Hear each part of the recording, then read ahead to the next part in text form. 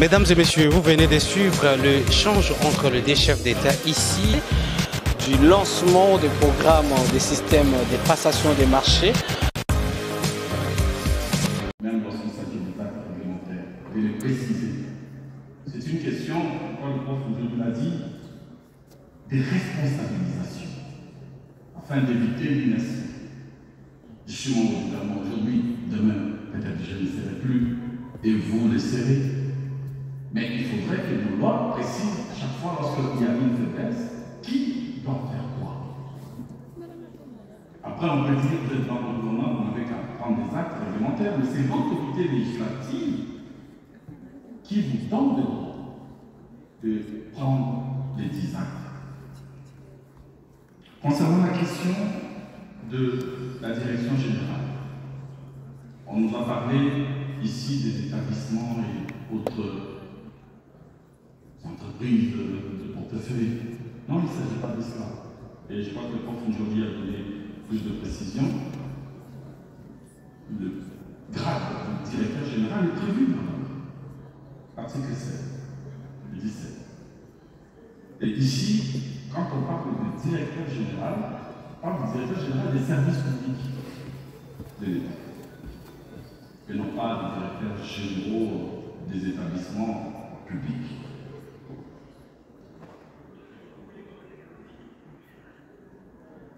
Et concernant notamment la question des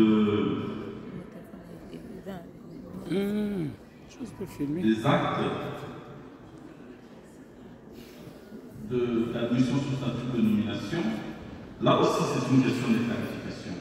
Évidemment, c'est le ministre de la fonction publique qui a donné son statut, mais pour la nomination, c'était question de bien préciser, d'abord pour éviter la confusion, l'admission sous statut, ce n'est pas la nomination. Lorsque le président de la République nomme, lorsque le Premier ministre nomme, le ministre de la fonction publique, ça a été dit par le nom de qui ne peut le faire que par délégation, comme évidemment prévu par la Constitution. C'est une question de précision dans la loi. L'honorable Mao est revenu sur une opportunité de certaines dispositions. Il a parlé de la caporalisation de services publics au niveau des provinces.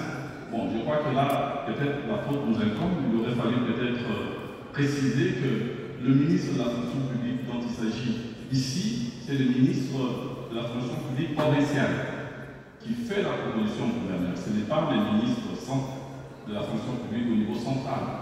Effectivement, si c'était le cas, ça allait être une aberration juridique, comme il l'a dit. Et il ne s'agit pas de cela. Donc, une précision peut être donnée au niveau des commissions, et puis on va, comme cela, avancer.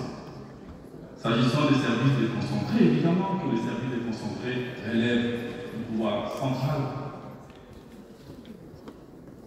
Les services déconcentrés relèvent du pouvoir central. Mais, parce que la loi sur la libre administration donc, de province, notamment les articles 63 et 65, accordent au gouverneur le pouvoir des représentations du pouvoir central.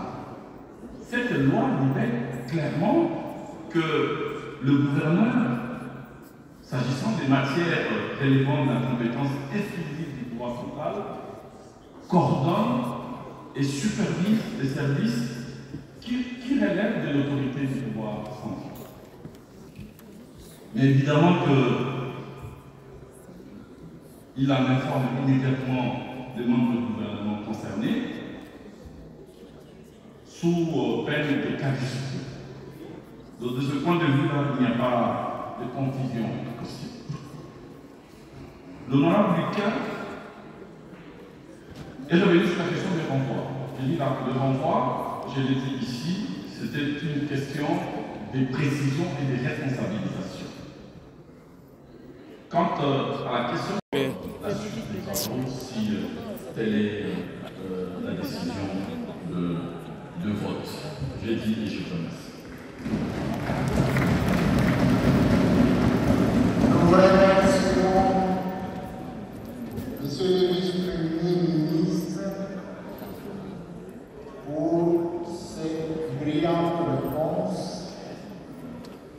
vous avez fourni à l'Auguste Assemblée. Honorable député Chèvre, avec ces réponses, les débats sur les deux projets de loi sous examen est clos. À présent, nous pouvons nous prononcer quant à leur recevabilité respective. Qui sont-nous? Merci, collègue. Qui sont-nous?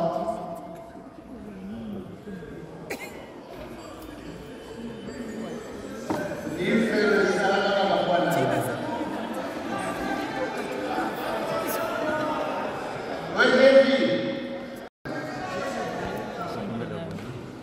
Merci, collègues. Au vu du résultat des votes, l'Assemblée plénière déclare recevable les deux projets de loi ci-ci.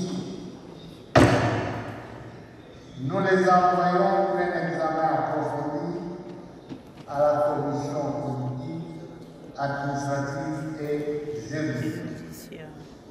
Nous accordons à celle-ci un délai de 2 jours pour réaliser le travail qui continue. Nous exhortons les collègues non membres de cette commission.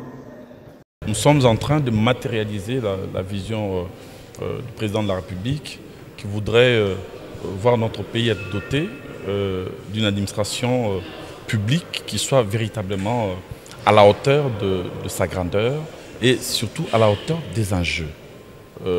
Et pour que cette administration-là soit possible, il faut essayer de lutter contre les antivaleurs du passé. Ce qu'il faut, c'est les dire. Notre administration publique a touché le bas-fond à la suite de mauvaises décisions, de décisions irrationnelles qui ont été par nous-mêmes prises. Donc il faille donc essayer de changer de tangente, c'est ce que nous faisons, et ces changements de tangente passent par le changement de cadre normatif et donc des lois qui régissent la marche et le fonctionnement de nos administrations publiques. Par exemple, la question de la maîtrise des effectifs, de la masse salariale, passe nécessairement, non seulement l'identification, parce qu'on peut identifier, on peut assainir, mais il faut surtout renforcer la sanction. Il faut surtout essayer de redéfinir les règles en ce qui concerne les recrutements. Comment on recrute dans notre pays? Ces phénomènes NU que nous avons vécu en cascade. Vous avez dans toutes les administrations des listes pléthoriques d'agents publics. Vous entrez dans un bureau, là où il faut avoir 4 personnes, vous en avez 80. Nous avons exagéré nous-mêmes, nous sommes allés dans les excès, l'excès d'irrationalité, excès de mauvaises approches, de mauvaises décisions. Et donc, la loi actuelle, donc, le projet de loi que nous avons soumis, porte justement une certaine rationalisation dans le recrutement. Une autre innovation, c'est celle relative à la contractualisation de la fonction publique. Nous avons une fonction publique qui est carriériste, donc on y entre pour toute la vie.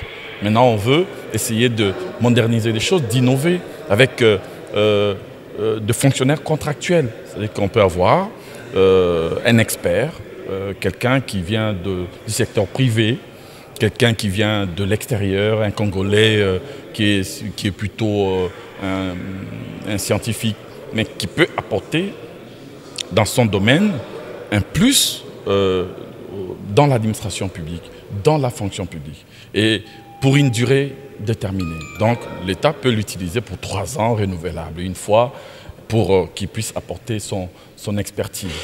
Et c'est comme ça que nous avons pensé qu'il était important de voir. Donc autant d'innovations dans la discipline, dans la gestion des carrières, pour essayer de faire en sorte que l'agent public cesse d'être regardé comme un numéro matricule, comme une charge, et soit regardé désormais comme une chance, comme une valeur ajoutée, comme quelqu'un qui crée de la richesse, qui aide l'État à s'affirmer, qui aide l'État à bien fonctionner dans l'intégrité, dans le sérieux, dans la rigueur. Et c'est comme cela que nous allons permettre à notre pays d'être mis véritablement sur le rail de l'émergence et du développement. En tant que député national, présentement nous sommes en train de clôturer notre session budgétaire du mois de septembre. Et comme d'habitude, selon la Constitution, nous sommes obligés de repartir d'ici le 15 novembre pour pouvoir aller en campagne. Et même le gouvernement, d'ailleurs, d'ici peu, ils devront tous être déclarés démissionnaires pour leur permettre chacun de rentrer à la base, pour pouvoir battre campagne. Nous nous préparons et nous sommes en train de nous préparer sérieusement pour aller rencontrer la base. Non, le problème qu'il y a, c'est que le Premier ministre en fonction, ainsi que tous les ministres de son gouvernement, tous les mandataires publics de l'État, lorsqu'ils sont candidats aux élections à venir, ils doivent déposer leur démission avant d'aller en campagne. S'agissant du gouvernement, compte tenu du principe de la continuité de l'administration de l'État, ils doivent rester en place, mais réputés démissionnaires pour gérer les affaires courantes en attendant que le gouvernement issu des élections soit mis en place. C'est comme ça. Non, ce n'est pas la première fois. En 2018, on en a eu beaucoup, mais on s'est battu, nous sommes revenus, nous sommes là comme députés, et on va encore se battre. Vous en êtes sûr que vous allez revenir encore ici? Avec l'aide de Dieu, nous allons revenir. Mon intervention a consisté tout simplement à revenir d'abord sur ce que le ministre lui-même a dit. Parce que le ministre dit que notre administration est assise sur une fondation à bois, rongée par les termites, c'est-à-dire une administration qui ne fonctionne pas bien, en bref. Et il nous a évoqué le dossier de la masse salariale et de l'effectif. Et si on se réfère à tout ce que le ministre a déjà fait depuis qu'il est ministre de la fonction publique, il y a eu de recensement dans toutes les provinces, mais ces recensements, c'est comme si ça n'a rien servi parce que le ministre se plaint toujours de l'effectif. Moi, je constate pour ma part que le problème de notre pays ne réside pas dans les textes. Les textes sont nécessaires, mais ce n'est pas ça le vrai problème. Parce que nous avons des textes, des bons textes, même des très bons textes. Mais le problème réside au niveau même de la volonté politique et au niveau de l'éthique. Nous avons un sérieux problème au niveau de la gouvernance. Lorsque nous mettons la politique au-dessus de tout, c'est-à-dire l'administration devient une administration politisée, alors l'administration ne peut pas fonctionner correctement. Nous recrutons les gens sur base des appartenances politiques, sur base des appartenances, des critères tout simplement tribaux, tout ça. Nous ne pouvons pas compter sur une bonne administration. Et il faudrait que nous puissions nous-mêmes, politiciens congolais, avoir le souci de ces pays, avoir le souci de l'administration, pour que nous ayons une administration qui fonctionne, qui tourne, une administration de développement et non pas une administration de sous-développement. Parce qu'aujourd'hui, si vous visitez les différents services de l'État, les différentes administrations que nous avons au pays, si vous visitez, vous partez au ministère de la fonction publique, vous partez au ministère des mines, et ainsi de suite, vous voyez ce qui se passe, ce n'est pas vraiment une administration de développement. Effectivement, nous avons des gens compétents, mais ces gens compétents ne sont pas à même d'assumer correctement leurs tâches, tout simplement parce que ceux qui sont inutiles, ceux qui n'ont pas des compétences avérées, ce sont ceux-là qui sont mis au devant. Et les vrais hommes, les hommes compétents qui méritent de développer notre administration, ils sont mis derrière. Et ça pose un sérieux problème. Et vous verrez, sauf erreur de ma part, vous verrez qu'à la fin de ces mandats, le ministre de la fonction publique ne manquera pas certes de se comporter comme ses prédécesseurs. À la fin de mandat, on recrute, on nomme des gens, on remplit l'administration avec autant de personnel. Et c'est pour faire quel travail? On ne sait pas. Et sur ces... il y a des ministères où, si tu n'es pas membre du parti du ministre, tu es carrément mis en index. Et avec cette mentalité, nous allons avoir quelle administration? C'est pratiquement impossible. C'est une administration inutile. Et nous, Congolais, nous ne savons pas ce que nous sommes appelés à faire. Je propose d'abord que nous puissions nous mettre sur la table et définir le genre d'administration que nous voulons. Nous voulons quel genre d'administration? Une administration des adeptes des partis politiques ou une administration réellement apolitique? Et pour que nous puissions mettre alors les hommes qu'il faut à la place qu'il faut et mettre les conditions qu'il faut pour que ces gens travaillent dans de bonnes conditions. Ailleurs, si vous partez, vous voyez un cadre, un chef de bureau de l'administration, il n'a pas besoin de devenir un député, il n'a pas besoin de postuler comme député provincial ou député national parce qu'il est bien assis, il sait qu'à la fin de sa carrière, il sera bien traité, il aura le nécessaire pour bien travailler. Et comme chez nous, on pense que pour être bien traité, il faut être politicien, il faut être député, il faut être ministre, et tout le monde abandonne l'administration pour venir dans le monde politique. Donc il faut que nous ayons une administration qui gère réellement. Donc le ministre, le politique sont là pour contrôler et non pas pour gérer. Là, c'est l'administration qui doit gérer la chose publique. Nous félicitons le vice-premier ministre pour son travail de recherche de cohérence pour la modernisation, revitalisation et l'innovation de notre administration publique. Mais il faut toucher les vrais problèmes. Oui, il faut reconnaître le grade de directeur général.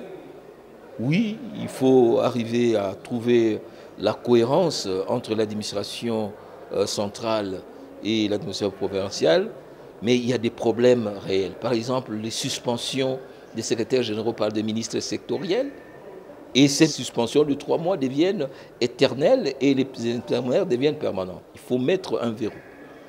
Il y a la question de la coordination des services publics centraux au niveau de la province par le gouverneur. Nous voulons l'unité de commandement, mais nous ne voulons pas la caporalisation, la tribalisation des services de l'État. Les chefs de division, les directeurs de l'administration publique de l'État sont affectés sur base tribale. Alors que la clé de fonctionnement de l'administration publique, c'est le principe de la neutralité, c'est le principe de l'apolitisme, c'est le principe de l'égalité, d'équité, d'accès et autres. Pour vous informer de l'essentiel de l'actualité en République démocratique du Congo, il vous suffit de vous abonner sur Top 243 News TV, également nous lire sur www.top243news.com. Au nom de toute la rédaction, nous vous remercions.